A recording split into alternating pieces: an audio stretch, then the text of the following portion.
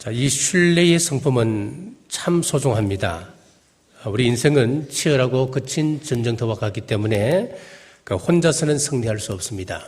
우리가 이 세상에서 지속적인 승리를 얻고자 한다면 팀을 이루어야 됩니다. 자, 그러기 위해서는 서로에게 신뢰를 주고 신뢰를 받는 것이 굉장히 중요합니다. 자, 그런데 신뢰를 얻는 것은 쉬운 일은 아닙니다. 나를 신뢰해 주시오. 그런다고 해서 신뢰를 주는 것도 아닙니다. 우리가 이 신뢰는 오랜 기간 동안 씨를 뿌리고 가꿔야 합니다. 자, 그런데 여기서 우리가 반드시 기억해야 할 것은 내가 신뢰받는 사람이 되도록 힘은 써야 되겠습니다만은 내가 신뢰하는 분은 온전히 하나님 한 분이어야 됩니다. 사람을 신뢰하게 된다면 거기는 반드시 우리는 실망을 하게 됩니다. 하나님과 사람을 정확하게 비교한 말씀이 나옵니다. 민수기 23장 19절에 현대어 성경으로 제가 한번 읽어드리겠습니다. 하나님은 사람이 아니시라. 거짓말을 밥 먹듯이 하는 사람이 아니시라. 하나님은 인간이 아니시라. 쉽사리 생각을 고쳐먹는 인간이 아니시라. 약속하신 것은 무엇이든지 기어이 지키고야 마는 분. 말씀하신 것은 무엇이든지 반드시 실천하시려고 많은 분. 여러분, 받아들이기 힘들지만은 여기 나와 있는 인간의 모습이 바로 저와 여러분의 모습입니다. 우리 인간은 쉽게 변할 수 있는 존재라고 하는 겁니다. 변덕스럽다고 하는 것입니다. 이스라엘 백성들이 홍해 앞에서 큰 기적을 경험했습니다.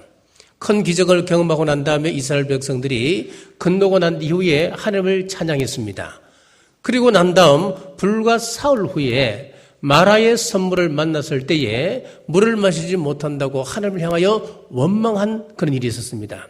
우리 인생은 변덕스러운 존재라고 하는 것을 이야기합니다.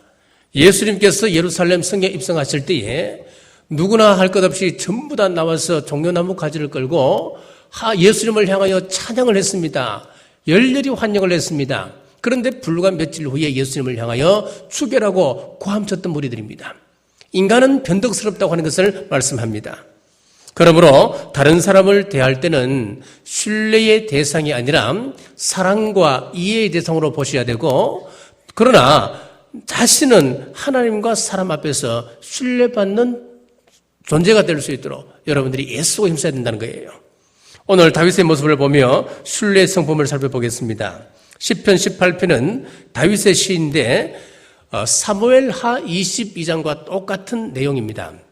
사무엘하 22장 1절에 보면 이런 말씀이 나옵니다. 여호와께서 다윗을 모든 원수의 손과 사울의 손에서 구원하신 그날에라고 말씀을 시작하면서 그 내용을 2절에서 7절까지 기록하고 있습니다. 사무엘하 22장 2절에서 7절 그 내용이 오늘 우리가 읽었던 시편 18편 1절에서 6절까지 그 내용이 똑같습니다. 하나님께서 이스라엘의 초대왕으로 사울을 세우셨는데 사울이 불순종하자 다윗을 대신 세우고자 사무엘을 보내어 기름 붓게 하셨습니다. 5년이 지난 이후에 이 일을 비로소 안 사울이 다윗을 죽이기 위해서 이제 결심을 합니다. 블레셋과의 전쟁에서 사울이 전사할 때까지 약 10년 동안 사울을 죽이려고 집요하게 추격을 하게 되는 겁니다. 긴 세월이 흐른 후에 사울이 죽고 난 뒤에 다윗이 왕위에 올라서 지금까지 하나님께서 자기를 인도하시고 지키시고 또 보호하신 그 은혜를 생각하며 오늘 찬양을 올리고 있는 내용입니다. 다윗의 입장에서 보면은 하나님께서 사무엘 선지자를 통하여서 왕으로 기름 부음 받게 하셨으니까 당장 왕이 될 것이라고 생각했지 않겠습니까? 그런데 5년이 지나도록 여전히 사울은 왕위에 있습니다. 더 정세가 심해집니다. 오히려 자기를 죽이려고 합니다. 이제는 왕궁에 머물러 있을 수도 없고 집으로 돌아갈 수도 없습니다. 도망자 신세가 되어서 그 수많은 세월들 유대 광야에서 헤매며 다니고 살게 되었고 또 이제는 이스라엘 땅 안에서 살 수 없었기 때문에 나중에는 블레셋으로 피해야만 했습니다. 그런 세월이 또 10년입니다. 자, 이런 시절 다윗이 싸워야 했던 것은 분명히 외적으로 보면 사울이었습니다만은 더 큰 적이 다윗 안에 있었습니다. 그것은 바로 절망이었습니다. 모든 것을 포기하고 싶은 마음이었습니다. 감옥에 있는 장기수들을 가장 힘들게 하는 말이 있답니다. 어떤 말이냐 하면은, 야, 희망을 버려라. 이제 네 아내가 너에게 이혼하자 그러고 너에게서 도망가 버리고 말 거야. 너의 자녀들은 너를 미워하게 되고 싫어하게 되고 너를 피하게 될 거야. 여기서는 아무런 소망이 없어. 너에게는 미래가 없어. 자, 이런 말이 장기수들을 가장 힘들게 한다고 하는 겁니다. 보통 사람들은 몸이 자유롭습니다. 무언가에 구속되어 있지도 않습니다. 자유롭습니다. 자, 그런데 많은 경우 그들의 마음이 절망이라고 하는 감옥에 갇혀 있습니다. 나는 털렸어. 나에게 뭘 기대하겠어. 상황을 좀 보라고. 앞으로 더 나빠지면 나빠지었지. 좋아질 수 있는 가능성은 없어. 포기하자. 본문의 시를 쓴 다윗도 얼마든지 마음의 감옥을 만들고 그 마음 감옥 속에서 절망하며 인생을 포기할 수 있었던 사람이었습니다. 그러나 다윗은 그 감옥을 깨트립니다. 어떻게 그럴 수가 있었겠습니까? 다윗은 철저하게 하나님만을 신뢰하는 믿음이 있었습니다. 자, 신뢰하면은 우리가 하나님을 향하여 이런 사랑을 고백할 수 있습니다. 오늘 본문 1절입니다. 다윗이 이렇게 고백하고 있습니다. 나의 힘이신 여호와여, 내가 주를 사랑하나이다. 여기서 사랑하다고 하는 이 말을 원어로 보면은 라함이라고 하는 동사를 사용하고 있습니다. 이 라함을 명사형으로 바꾸면 레헴으로 바꿀 수가 있는데 그 뜻은 자궁, 모태 그런 뜻을 가지고 있습니다. 그러니까 여기서 사랑이라고 하는 개념은 탯줄로 연결된 엄마와 아기 사이의 사랑, 신뢰를 이야기하고 있습니다. 다윗은 지금 마치 어머니가 태 속의 아기를 자기 생명보다도 더 사랑하는 그 사랑의 모습을 우리 하나님의 모습에 투영을 시킵니다. 그 산모가 아기를 생명을 다하여 사랑한 것처럼 우리 하나님께서 다윗을 사랑해 주시는데, 나를 사랑해 주시는데 마치 자기 몸보다도 더 사랑하는 그 엄마와 같은 그 마음, 이것을 다윗은 철저하게 신뢰하고 있었습니다. 그리고 그 사랑에 감복하여서 나의 힘이신 여호와여, 내가 주를 사랑하나이다 고백하고 있습니다. 우리 하나님만을 철저하게 신뢰하는 우리 경주 남북의 온 성도 여러분들이요, 우리도 다윗처럼 이런 사랑의 고백이 필요합니다. 하나님 사랑합니다. 우리 예수님 사랑합니다. 성령님 사랑합니다. 이 사랑의 고백을 할 수 있는 여러분 되시길 주의 이름으로 축복합니다. 자, 하나님을 향한 신뢰에서 오는 이 사랑의 고백이 다윗으로 하여금 마음의 감옥을 부수고 나올 수 있는 힘이 되었습니다. 요한복음 21장에 보면 부활하신 우리 주님께서 다시 세상으로 나가버렸던 베드로를 찾아서 다시 사명을 맡기시는 장면이 나옵니다. 다시 물고기를 잡는 베드로에게 가셔서 네가 나를 사랑하느냐? 예, 주님 사랑합니다. 네가 나를 사랑하느냐? 예, 사랑합니다. 네가 나를 사랑하느냐? 내가 주님을 사랑하는 줄 주님께서 아십니다. 내 양을 먹이라. 그리고 하시는 말씀이 앞으로 내 팔을 벌리리니 남이 네게 띠를 띄우고 원치 않는 곳으로 데려갈 것이다. 이 말은 무슨 말이냐 하면은 네가 앞으로 순교당할 것이다. 남에 의해서 끌려가서 네가 순교당한다. 순교를 예언하게 됩니다. 자, 이 장면에서 우리 주님께서 베드로에게 물으시는 것이 무엇이었습니까? 네가 나를 사랑하느냐? 사랑을 고백하라고 하는 겁니다. 왜 그렇습니까? 주님을 사랑한다는 그 고백이 사명을 감당하는 힘을 주기 때문에 그렇습니다. 이 고백이 힘이 되어서 이후에 베드로의 삶을 보십시오. 그는 십자가의 끝으로 매달려서 순교하는 자리까지 나가게 됩니다. 이 사랑의 고백이 힘이 되어서 스데반도 돌을 맞으면서도 웃으며 순교를 감당하는 겁니다. 내가 주님을 사랑합니다. 이 사랑의 고백이 힘이 되어서 수많은 사도들이 순교의 제물로 기꺼이 바쳐졌습니다. 자기 힘으로 그런 것 아닙니다. 하나님을 신뢰하게 되면 성령님께서 그 힘을 주시는 것입니다. 베드로를 비롯한 수많은 사도들이 어떤 삶을 살았습니까? 비겁한 사람들이었습니다. 남자로서 전혀 매력이 없는 그런 사람들이었습니다. 배반을 반복되시 하는 사람들이었습니다. 그런데 내가 주님을 사랑합니다. 이 고백 이후에 성령님께서 그들에게 감당할 수 있는 능력을 주기 시작한 겁니다. 철저히 하나님을 신뢰할 때 딴 사람이 되었던 거예요. 우리가 모든 일을 감당할 때에 동기는 하나님 사랑에서 나와야 됩니다. 하나님께서 믿음의 조상 아브라함에게 이삭을 바치라고 이야기했습니다. 요구할 때 그 동기가 무엇이겠습니까? 이삭을 바치라. 그것을 우리가 좀 하나님의 마음의 동기를 살펴보면은 이삭아, 아브라함아, 네가 100세 때 낳았던 그 이삭, 네 생명보다 더 귀히 여기는 네 아들, 100세에 낳은 아들이라도 나에게 바칠 수 있겠니? 나를 더 사랑하는 거니? 그건 물으시는 것 아니겠습니까? 자, 우리 또한 일을 하고 자녀를 기르고 맡겨준 사명을 감당할 때에 주님을 사랑하는 동기를 가지고 일하시는 여러분 되시길 주님의 이름으로 축복합니다. 미국의 행동과학자 볼비라고 하는 사람이 이런 말을 했습니다. 우리가 누군가를 사랑하게 되면은 그 사람의 좋은 점을 닮으려고 하는 동조 현상이 일어나게 된다. 그래서 사랑하는 사람과 음식 먹는 습관도 같아지고 그 사람의 취향과 취미 또한 같아지게 된다라고 하는 이야기를 했습니다. 하나님이 제일 기뻐하는 건 뭐겠습니까? 우리가 하나님을 사랑하게 되면은 하나님께서 뭘 기뻐하는 건지 거기에 관심을 기울이게 됩니다. 우리가 하나님 사랑하게 되면 하나님께 잘 보이고 싶어 합니다. 하나님께서 제일 기뻐하는 것이 무엇입니까? 예배입니다. 요한복음 4장 23절에 보면 하나님께서는 예배하는 자를 찾으신다 그랬거든요.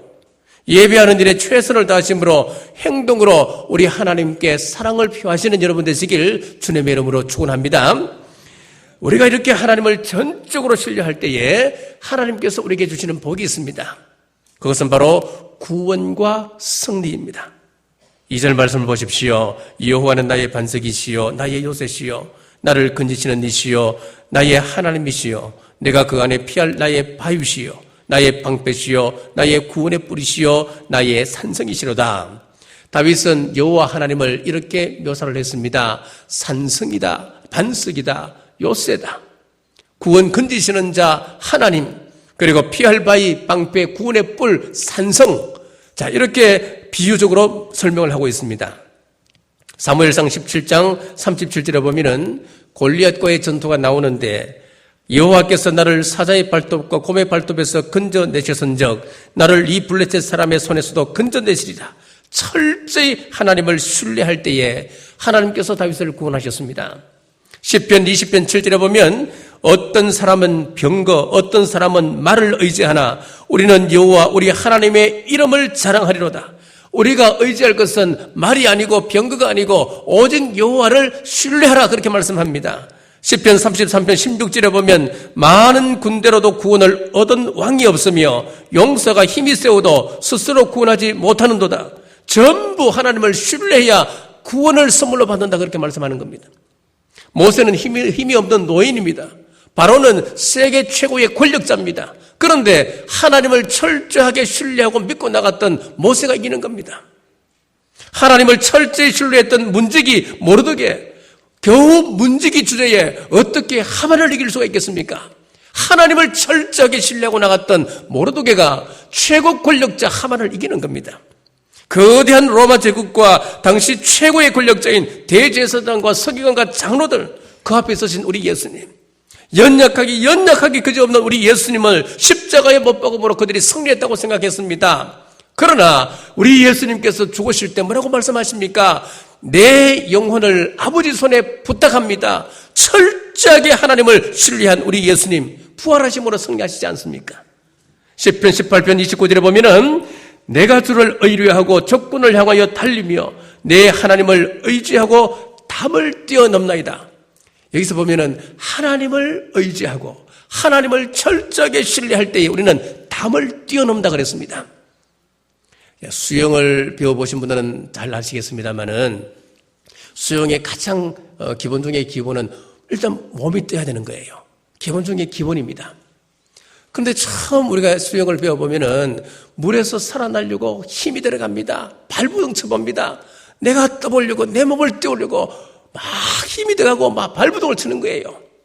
그런데 내가 살려고 물에서 발부둥 치면 칠수록 어떻게 됩니까? 물에서 내 몸이 가라앉는 거예요. 그러나 포기하고 내 몸에서 힘을 빼고 물에다 내 몸을 맡기게 되면 나는 아무것도 하지 않아도 몸이 둥둥 뜨게 되는 거예요. 마찬가지입니다. 힘을 쭉 빼고 몸에 내 몸을 맡기면 몸이 떠듯이 하나님을 신뢰하고 환경의 담, 인간 관계의 담, 성품의 담을 뛰어넘을 수 있다고 성경은 이렇게 말씀하고 있는 겁니다. 여러분 앞에 어떤 어려운 문제가 있습니까? 여러분들이 지금 밤을 지새우며 근심하며 잠 못 들어 하는 그런 문제가 무엇입니까? 우리 하나님께 모든 것 맡기십시오. 하나님을 철저하게 신뢰하십시오. 오늘 시편 18편 9절 말씀에 하나님을 의지함으로 내가 담을 뛰어넘다 그랬습니다. 하나님을 신뢰함으로 문제를 해결받으시는 여러분 되시길 주님의 이름으로 축복합니다. 다시 정리합니다. 우리가 신뢰의 성품을 가지게 될 때 하나님을 향한 사랑의 고백을 할 수 있습니다. 우리가 하나님을 향하여 사랑을 고백하게 되면은 능력이 임합니다. 베드로를 비롯한 수많은 사도들이 순교의 제물로 바쳐질 수 있었던 것은 하나님을 향한 우리 주님을 향한 사랑의 고백 때문에 그렇습니다. 주님을 향하여 사랑을 고백할 때에 성령님께서 우리에게 능력을 부어주십니다. 우리 또한 사랑을 고백함으로 장차 있을 큰 환난 가운데 능력받아 영원한 천국 백성 되시길 주의 이름으로 축복합니다. 신뢰의 성품을 가질 때 우리 앞에 험산 줄령이 가로막고 있어도 하나님을 의지함으로 뛰어넘을 수 있습니다. 하나님을 끝까지 신뢰함으로 주님의 귀한 사역에 아름답게 쓰임받고 천국의 주역으로 세상에서도 성공적인 인생을 사시는 여러분 되시길 주의 이름으로 축복합니다. 기도하겠습니다. 하나님, 오늘 다윗의 고백을 통하여 하나님의 사랑을 다시 생각하고 우리 또한 그 사랑에 감동하여 고백하게 하심 감사합니다. 다윗이 환난 가운데 승리할 수 있었던 것은 주님을 향한 철저한 신뢰의 성품 때문이었습니다. 신뢰할 때 사랑을 고백할 수 있습니다. 우리 또한 환난 속에서도 늘 주님을 신뢰함으로 사랑을 고백할 때 주님 주시는 그 능력으로 장차 있을 큰 환난 가운데서 승리하고 천국 백성 되게 하여 주시옵소서. 마태복음 10장 기도합니다. 마태복음 10장 7절 우리 남북의 온 성도들 천국 가게 하여 주옵소서. 지옥이 있듯이 천국은 있습니다. 말씀에 온전히 순종할 때 우리 남북의 온 식구들 모두 천국 가게 하여 주시옵소서. 천국 가는 그날까지 건강을 지켜 주옵소서. 질병으로 고통 가운데 있는 환우들을 기억하여 주옵소서. 성령님 이 시간 치유의 광선으로 임하시옵소서. 이 시간 말씀 의지하여 선포합니다. 사랑하는 자여 내 영혼이 잘된 같이 범사가 잘되고 강건할지어다. 마태복음 10장 12절 기도합니다. 우리 성도들 가정과 직장과 생업에 하나님의 평안이 있을지어다. 우리 자녀들에게 평안이 있을지어다. 부부관계에 평안이 있을지어다. 이 모든 말씀 믿음대로 될지어다. 이제는 우리 주 예수 그리스도의 은혜와 우리 하나님 아버지의 무한하신 사랑과 성령님의 감동감화 유료교통 충만하심이 오늘 주신 말씀 따라 순종하기로 결단하는 주의 온 권속들과 각 가정과 직장과 생업 위에 지금부터 영원토록 함께 하시길 간절히 축원하옵나이다.